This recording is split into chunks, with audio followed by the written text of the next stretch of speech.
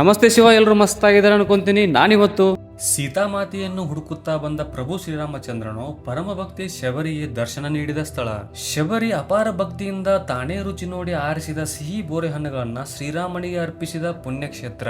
ಶ್ರೀರಾಮನು ಹೂಡಿದ ಬಾಣದಿಂದ ಗಂಗೆ ಉದ್ಭವವಾದ ಪುಷ್ಕರಣಿ ಇರುವ ಶಬರಿ ಕೊಳ್ಳವನ್ನ ಕಣ್ತುಂಬಿಸಿಕೊಳ್ಳಲು ನಾನಿವತ್ತು ಬಂದಿರೋದು ಬೆಳಗಾವಿ ಜಿಲ್ಲೆಯ ರಾಮದುರ್ಗ ತಾಲೂಕಿನ ಸುರೇಬಾನ ಗ್ರಾಮದ ಶಬರಿ ಕೊಳ್ಳಕ್ಕೆ.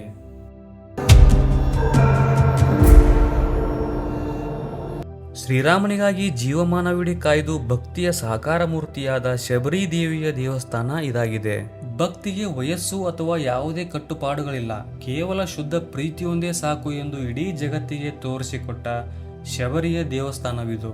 ಈ ದೇವಸ್ಥಾನದ ಹಿಂದೆ ತನ್ನ ಪ್ರಭು ಶ್ರೀರಾಮನಿಗೆ ಎಲ್ಲಿ ಕೆಟ್ಟ ಅಥವಾ ಕಹಿಯಾದ ಹಣ್ಣು ಸಿಗುತ್ತವೆಯೋ ಅನ್ನೋ ಭಯದಿಂದ ಶಬರಿ ಪ್ರತಿಯೊಂದು ಹಣ್ಣುಗಳನ್ನ ಮೊದಲು ತಾನೇ ತಿಂದು ರುಚಿ ನೋಡಿ ಅತಿ ಸಿಹಿಯಾದ ಹಣ್ಣುಗಳನ್ನು ಮಾತ್ರ ಆಯ್ದು ಶ್ರೀರಾಮನಿಗೆ ಅರ್ಪಿಸಿದ ಬೋರೆ ಹಣ್ಣಿನ ಮರ ಇದಾಗಿದೆ.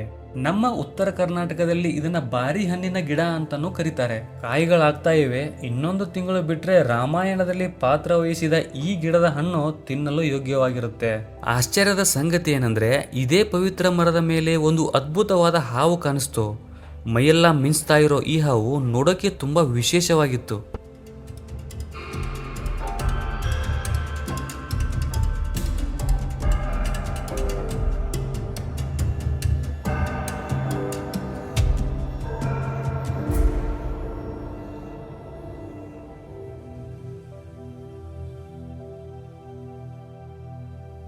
ಈ ಮರದ ಕೆಳಗೆ ನೋಡಿದರೆ ಮತ್ತೊಂದು ಅಪರೂಪದ ವಿಸ್ಮಯ ಕಾಣಿಸುತ್ತೆ.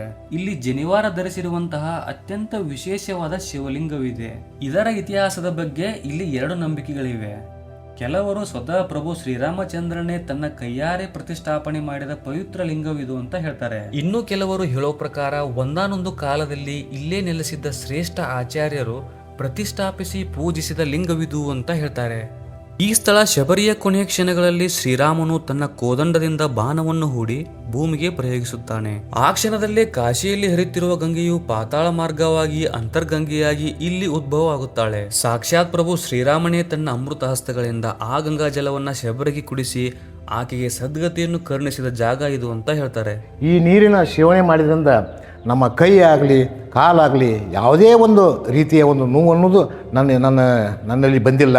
ಆಯುರ್ವೇದಿಕ್ ಔಷಧ ಒಂದು ರೋಗವನ್ನು ಗುಣಮುಖ ಮಾಡುವಂಥ ಒಂದು ನೀರಿದು.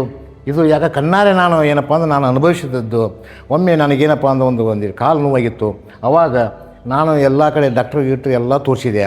ನನಗೇನಪ್ಪ ಶಬರಿ ದೇವಿಯನ್ನು ನೆನೆಸ್ಕೊಂಡು ಆ ಒಂದು ಕೊಡ ನೀರು ನನ್ನ ಕಾಲ ಮೇಲೆ ಸುರುಕೊಂಡೆ. ಅಂದಿನಿಂದ ಏನಪ್ಪ ಅಂತಂದ್ರೆ ಆ ಒಂದು ಕಾಲು ನೋವು ಅನ್ನೋದೇ ಇಲ್ಲ. ಈ ದೃಷ್ಟಿಯಿಂದ ಅತ್ಯಂತ ಒಳ್ಳೆಯ ಒಂದು ಪವಿತ್ರವಾದ ನೀರೈತಿ. ಎಷ್ಟೋ ಹೊಂಡಗಳು ಬತ್ತಿರು ಸಹಿತ ಇದು ಹೊಂಡ ಬತ್ತಿಲ್ಲ. ಈ ಊರಿನಲ್ಲಿ ಕುಡಿಯೋ ನೀರಿಗೇನು ಸಮಸ್ಯೆ ಇಲ್ಲ. ಆದರೂ ಈ ಊರಿನ ಜನ ಬರೋಬ್ಬರಿ 2 ಕಿಲೋಮೀಟರ್ನಷ್ಟು ನಡೆದುಕೊಂಡು ಬಂದು ಈ ನೀರನ್ನು ಕುಡಿಯೋಕೆ ಮನೆಗೆ ತೆಗೆದುಕೊಂಡು ಹೋಗ್ತಾರೆ. ಯಾಕಂದರೆ ಈ ನೀರು ತುಂಬ ಸಿಹಿಯಾಗಿದೆ ಮತ್ತು ಔಷಧೀಯ ಗುಣಗಳನ್ನು ಹೊಂದಿದೆ. ಒಮ್ಮೆ ನೀವು ಈ ನೀರನ್ನು ಕುಡಿದ್ರೆ ಬೇರೆ ಯಾವ ನೀರು ನಿಮಗೆ ಇಷ್ಟ ಆಗಲ್ಲ ಅಂತ ಈ ಜನ ಹೇಳ್ತಾರೆ. ಈ ದೇವಸ್ಥಾನದ ಹಿಂಭಾಗದಲ್ಲಿ ಹೀಗೆ ಒಂದು ಸ್ವಲ್ಪ ದೂರ ನಡೆದುಕೊಂಡು ಹೋದರೆ ಮಳೆಗಾಲದಲ್ಲಿ ಹರಿಯುವ ಒಂದು ಸುಂದರ ಜಲಪಾತ ಸಿಗುತ್ತೆ. ಬೇಸರದ ವಿಷಯವೇನೆಂದರೆ, ನಾನು ಇಲ್ಲಿಗೆ ಬಂದಾಗ ದೊಡ್ಡ ಮಳೆ ಆಗಿರಲಿಲ್ಲ. ಆದ ಕಾರಣ ಜಲಪಾತದಲ್ಲಿ ನೀರೇನು ಬೀಳ್ತಿರಲಿಲ್ಲ. ಆದರೂ ಸಣ್ಣ ಹನಿ ಹನಿಯಾಗಿ ಜಿನುಗುವ ಆ ನೀರು ಮತ್ತು ನಿಸರ್ಗದ ಶಾಂತಿ ನಿಜಕ್ಕೂ ಮನಸ್ಸಿಗೆ ಒಂದು ಅದ್ಭುತ ನೆಮ್ಮದಿ ತಂದುಕೊಟ್ಟ ಅನುಭವವಾಗಿತ್ತು.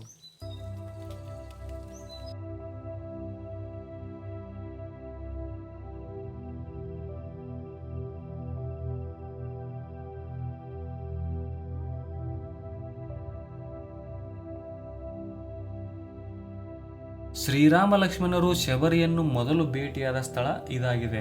ಸೀತಾರಾಮ ಅಥವಾ ರಾಮಾಂಜನೇಯ ದೇವಸ್ಥಾನಗಳನ್ನ ನಾವೆಲ್ಲರೂ ನೋಡಿರ್ತೀವಿ.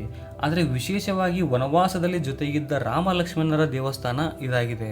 ये राम जी, ये लखनलाल जी, वो हनुमान जी, वो ये सबरी अम्मा है. बेर खाए ना राम जी ने, वो प्रतिष्ठा इधर है. भाई इतिहास कहता ना भगवान राम ने बेर खाया सबरी के, तो सबरी राम के पास में है. ये इस चीज का इतिहास है. ಉತ್ತರ ಪ್ರದೇಶದ ಈ ಸಂತರು ಇಡೀ ಭಾರತವನ್ನ ಸುತ್ತಿ 4 ಕುಂಭಮೇಳಗಳನ್ನ ಕಂಡವರು. ಕೊನೆಗೆ ಶಬರಿಯ ಭಕ್ತಿಯ ಪ್ರತೀಕವಾದ ಈ ಸ್ಥಳಕ್ಕೆ ಬಂದು ಕಳೆದ 20 ವರ್ಷಗಳಿಂದ ಶ್ರೀರಾಮನ ಪೂಜೆ ಮತ್ತು ದೇವಸ್ಥಾನದ ಸೇವೆಯಲ್ಲಿ ತಮ್ಮನ್ನು ಸಮರ್ಪಿಸಿಕೊಂಡಿದ್ದಾರೆ. ಈ ದೇವಸ್ಥಾನದಲ್ಲಿರುವ ಮೂರ್ತಿಗಳನ್ನ ವಿಶೇಷವಾಗಿ ನೇಪಾಳದಿಂದ ತರಿಸಿರುವ ಕಲ್ಲಿನಿಂದ ಕೆತ್ತಲಾಗಿದೆಯಂತೆ. रामचरण दास मध्य प्रदेश से 21 वर्ष निंत तपस्या है, 21 वर्ष निंत तपस्या. ये फिर आमेले ये निर्माण मारे संत, ये राम जी का स्थापना प्राण प्रतिष्ठा यूरे मारी. अरे भगवान अय्या मैं ना या मनियनी होगी दिला या जने का ऊटा पुटा नीर गुडदोला आहा ताने अडगी भगवान का नैवेद्य जन ಉಳ್ಳಾಗಡ್ಡಿ ಬೆಳ್ಳುಳ್ಳಿ ದಾರು ಖರಾಬ್ ಯಾಕೆಂತ ಉಳ್ಳಿ ನಿಯಮ ಸಂತಕ ಗೊತ್ತೇ ಇಲ್ಲ. ಉಳ್ಳಿ ಅಡ್ಗಿ ಮಾಡ್ತಿ ತಿಂತಿ ಮಾಡ್ತಿ ಅಂತ ಇಲ್ಲ. ನಾ ಜಳಕ ಮಾಡಿ ಶುದ್ಧ अड़गी भगवान का साक्षात परमात्मा है वो. भगवान सबरी अम्मा का बारे नन्हे तिने वो साक्षात है. भगवान कहाँ गया उधर शक्ति है. कौन संत कहाँ तपस्या किया वो है अंतर्यामी है. वो दिखाई ना, हमें नहीं दिखाई देता, वो हमको देखता.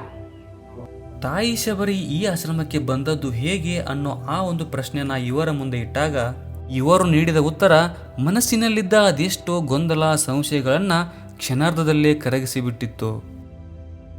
उधर जमदग्नि ऋषि, हाँ एलमगुड, इधर मातंग ऋषि. वो इधर से फिर हम्पी गए किष्किंध्या, फिर उधर तपस्या किया. फिर सबरी अम्मा मध्य प्रदेश छत्तीसगढ़ से उधर आया हम्पी में. फिर गुरुदेव चलिया, बहुत वर्ष सेवा किया. सेवा करने के बाद मातंग ऋषि जब वृद्ध हो गए तो बोले मैं तो मर जाऊंगा, लेकिन तुमको राम को दर्शन अगर करना तो इधर जाओ. ये पहले सूरबन था, कोई सूरबन, अभी वो सूरबन गांव बन गया है.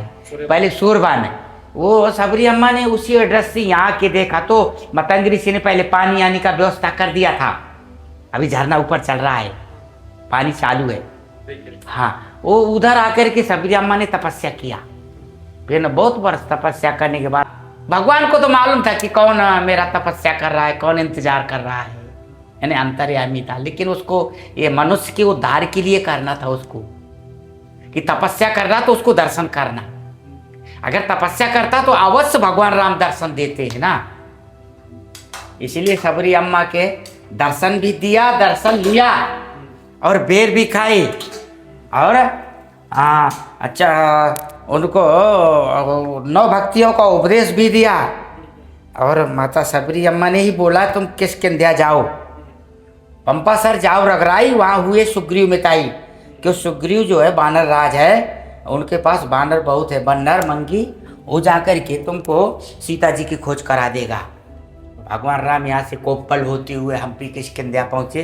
4 महीने चतुर्मास किया है, 4 महीने चतुर्मास नाक तिंगड़ा तपस मारी.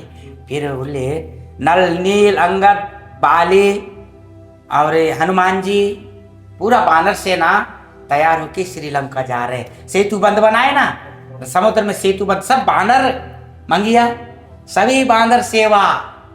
मनुष्य नहीं था. अगर मनुष्य होता तो श्रीलंका का सोने का लंका थे तो भंगार ही ले आता वो ना.